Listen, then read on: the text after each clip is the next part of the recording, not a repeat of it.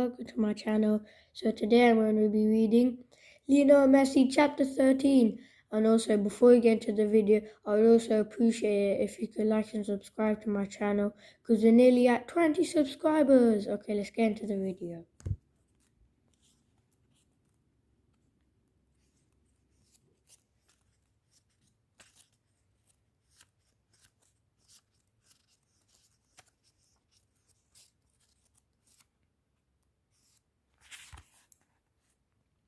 Chapter 13. An amazing summer.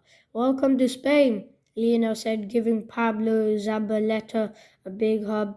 It's nice to see another friendly Argentinian face around here.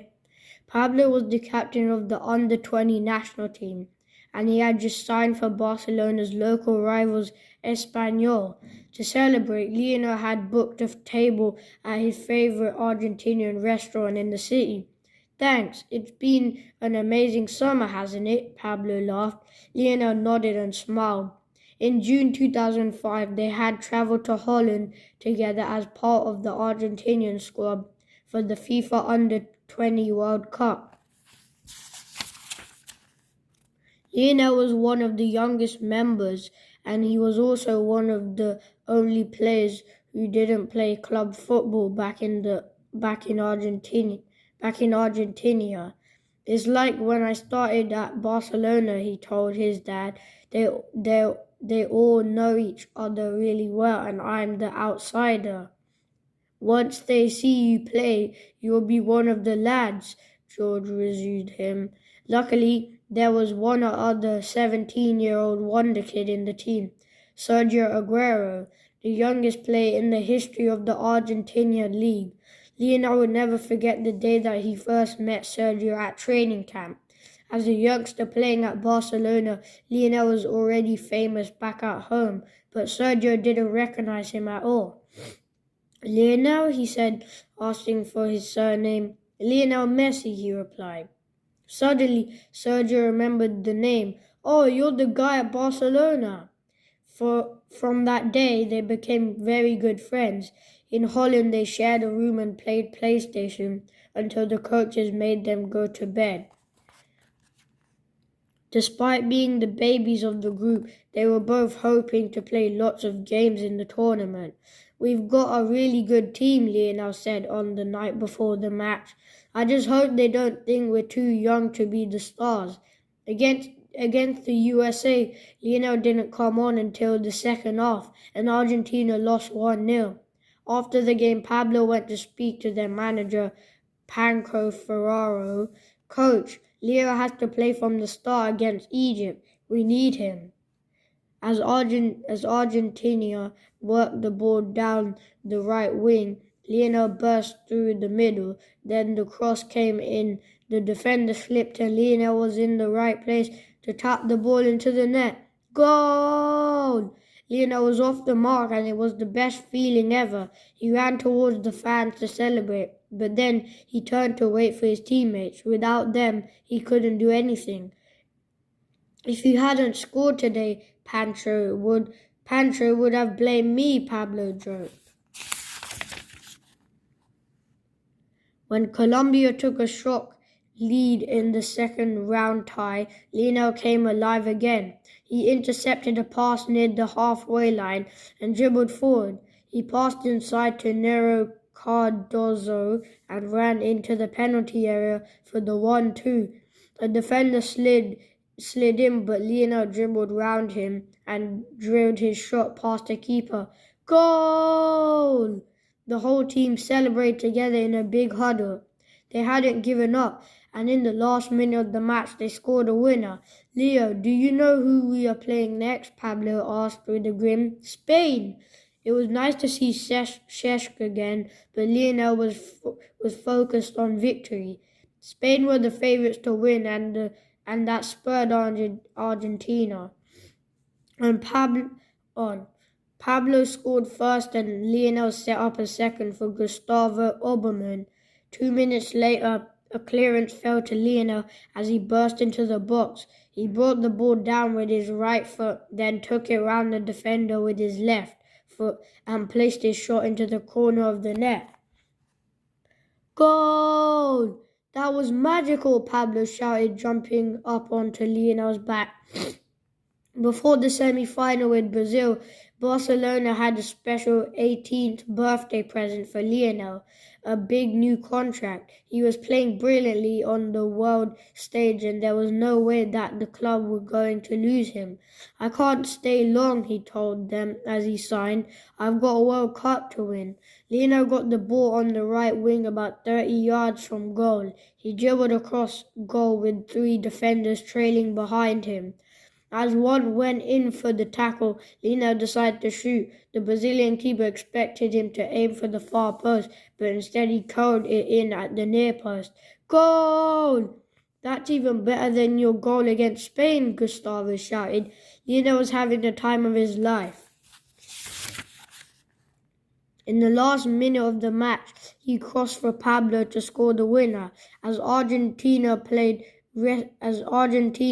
rested ahead of the final against Nigeria, Ferraro came to find Lionel. I've got someone on the phone who wants to talk to you, the coach told him.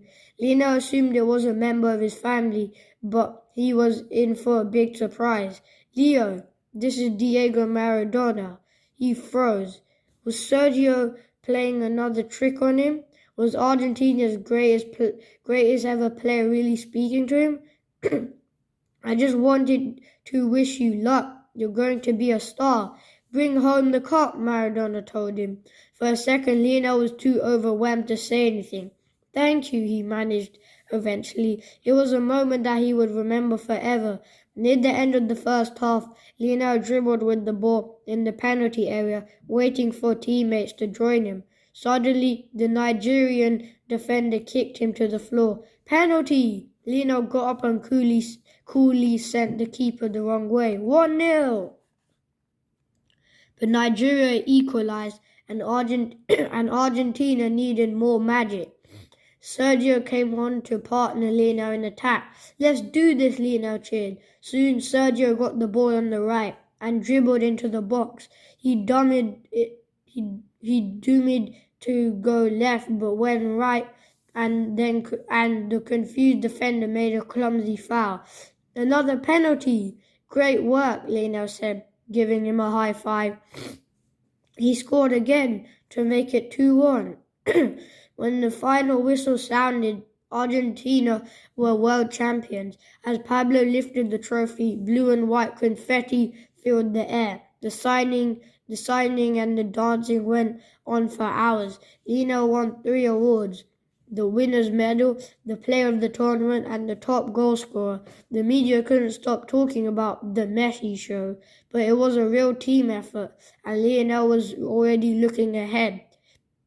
This is just the start, he said, with one arm around Pablo and the other around Sergio. Next, we have to win the real World Cup. Lionel only had to wait 6 weeks for the first call. Up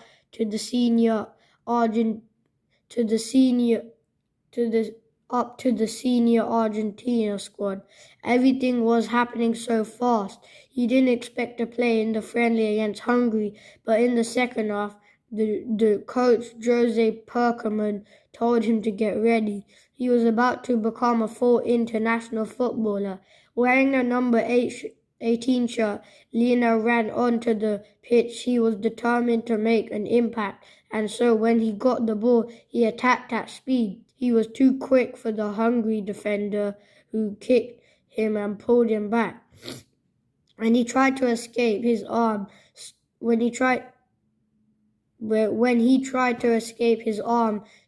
the defender in the face. The referee showed a yellow card to the defender and a red card to Lionel. No way, it was an accident, his Argentinian teammates urged, but it was no use. Lionel had been sent off on his debut. It was definitely the worst moment of his career so far. When the players came into the changing room after the match, they found Lionel sitting alone. He was wiping away the tears with his shirt. Don't worry, mate, Hernan Crespo said, trying to comfort him. That was never a red card. Gabriel Hines tried to cheer him up. And you did well for the 2 minutes that you were on the pitch. Everyone laughed and soon Lionel was feeling a bit better about it. He would get lots more chances to prove himself for Argentina. It was time to prove himself for Barcelona. Could he carry on his great form? The answer was yes.